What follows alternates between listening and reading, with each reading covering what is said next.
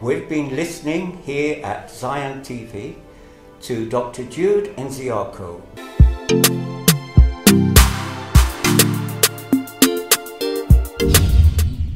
So can you compare how Imo is doing in comparison with other states?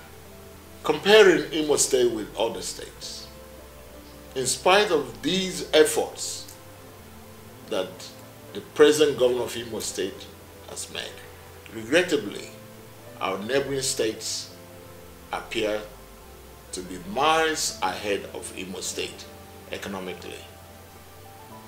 Whereas the current average unemployment nationwide is 27%. The unemployment rate in Imo State is about 48.7%, almost twice the national average. This has posed obvious threat to the fiscal well-being of Imolites, the economic environment, and of course the stability of the environment we live in. In contrast, look at Anambra State, look at Enugu State, look at Ebonyi State. These are all surrounding states. They're doing better. Anambra State's rate of unemployment is only 13%, 13%, well below the national average. And can I ask, why is that? Why is Imo doing so badly in comparison with the other states? Let me take you through some of the statistics that this government made on the ground.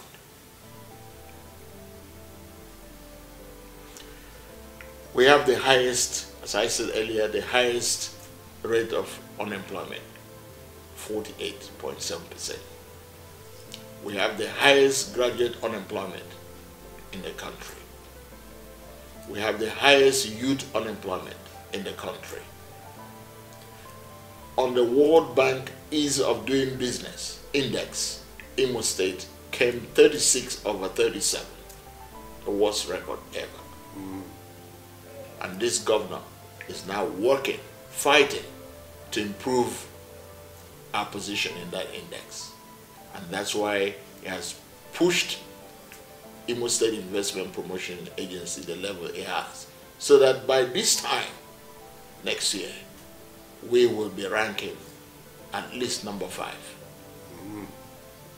There are no industries of note in Imo State.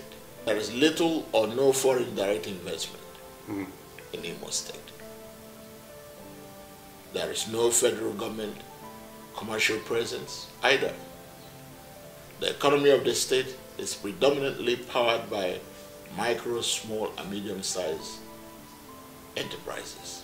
The previous governments of Imo State did not give investment drive the priority that it deserves, especially the drive for foreign direct investment.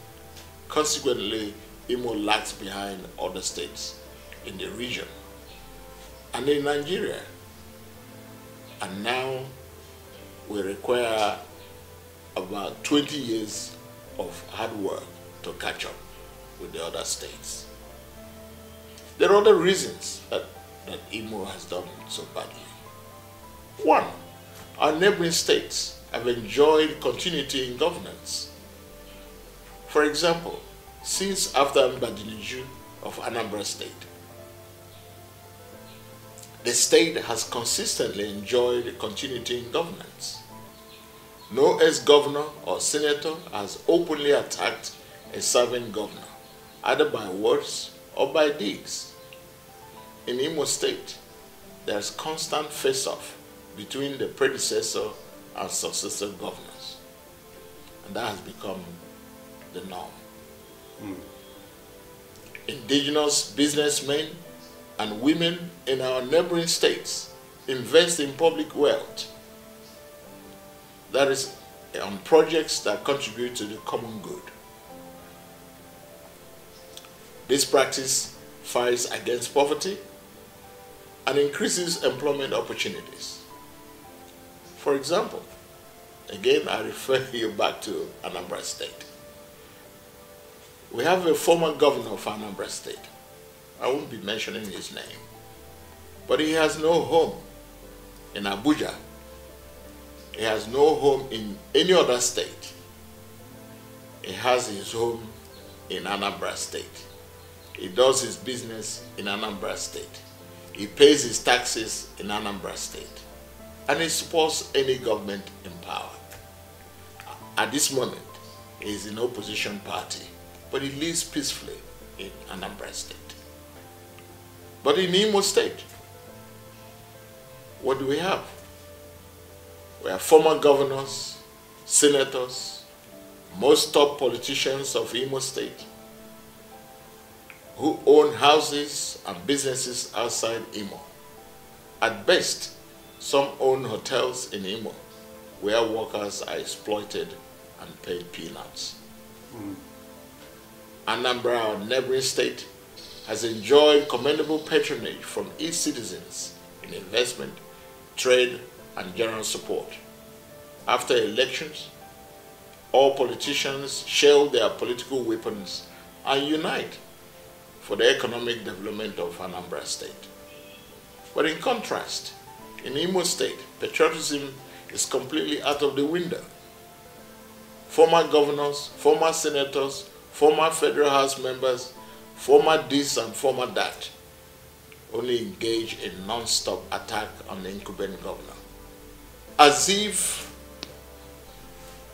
the problems of the Imo State are created by the incumbent governor. So what would you describe as being the biggest challenge or problem in Imo State? There are bigger problems in Imo State. For example, most rich Imo people do not invest in industries or employment or poverty reduction projects except in hotels and filling stations. That's a big problem. Although hotels and filling stations are economic entities, they do not offer any career building employment.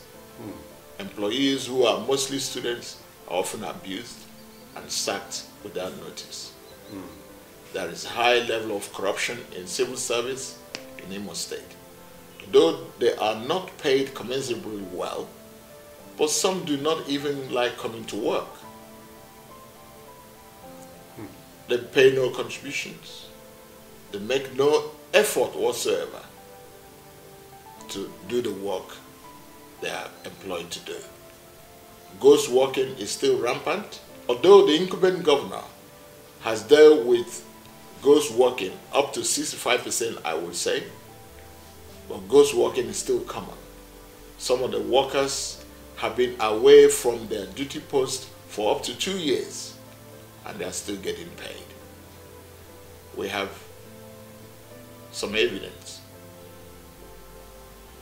If Imo people continue to invest in other states, they are simply promoting the economy of the host communities whilst undermining their own state.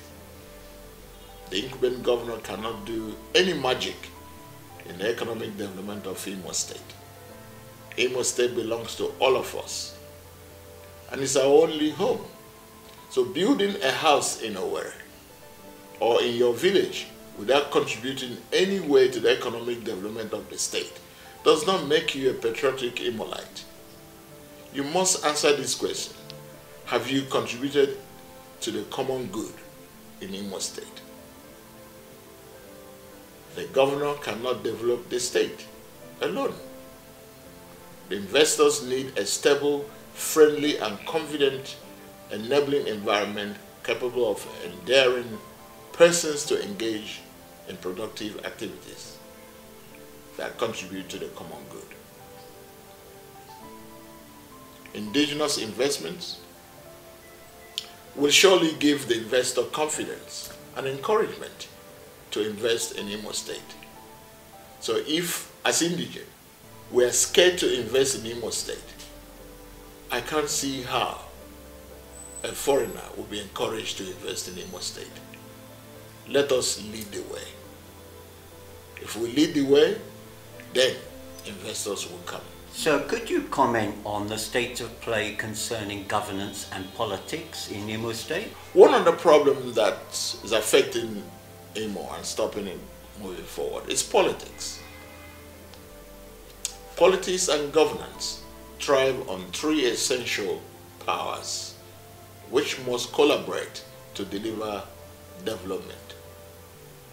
The governor possesses political power, which on its own cannot develop the state. The businessmen and women, including corporations, possess the economic power, which provides buffer to the political power and the general well-being of the people. The next power block is the people power, which in fact, in my view, is the master of the other two powers described herein. None of these powers can develop the state alone. Collaboration between the people power, the political power, and the economic power will develop our state. So leaving the burden of development of Imo State to the government alone may exacerbate the situation in the state. It will not help it. There is therefore urgent need for public-private partnership, championed, of course, by the indigenous businesses to avert economic catastrophe in the state. I'm calling on all Imolites all over the world, and Imolites at home in particular, businessmen and people of means, to rally round and invest in Imo State. So many of the governments in the past had the wrong notion that the government could survive without investors. But this government of Senator Hope Uzodinma is different, as evidenced by the shared prosperity 3R mantra. Investors of all sizes are needed, and the government is willing to provide any support needed. Over the next few weeks, men and women of the Imo State Investment Promotion Agency will be reaching out to you to find out if there is any way we can assist you to lead you to shared prosperity. They will be asking to collect your business data to enable us compile a comprehensive database of all businesses and enterprises in Imo State. This will enable us to match you, your business, with other enterprises, both here in Nigeria and overseas, as to build more capacity in your enterprise. Once your business has been captured, we'll now be able to provide all relevant support to your business. We'll be able to support you financially. We'll be able to connect you to some other agencies. We'll be able to connect you to other partners that can help you grow your business. Please cooperate with these men and women that will be calling on your business. It is for your own good and the good of the state. Sir, now down to the money. Can you comment on the revenue in Imo State? For so many years, states in Nigeria relied on the meager allocation they received from Abuja to run their states, including Imo State. And many of these states did not think about alternative ways of generating income.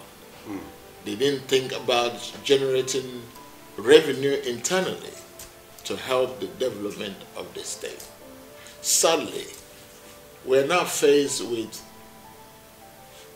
slump in oil price, and many states are now struggling to cope with payment of salaries, with infrastructure development, and so many other expenses they're faced with. And of course, here, Imo State is affected. The COVID-19 made it necessary that oil prices went down. At some point, nobody wanted to buy oil anymore. But this governor, His Excellency Senator Hope Uzodinma, managed through that period,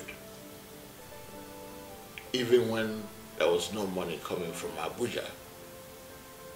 Imolites should be able to give him kudos, because I am aware that at some point there were no funds coming from Abuja for at least 2 months. Even now that we've started getting funds from Abuja, the average annual income from the federal government for Imo State, excluding local government income, can best be put at 48 billion naira. That's about 4 billion naira per month.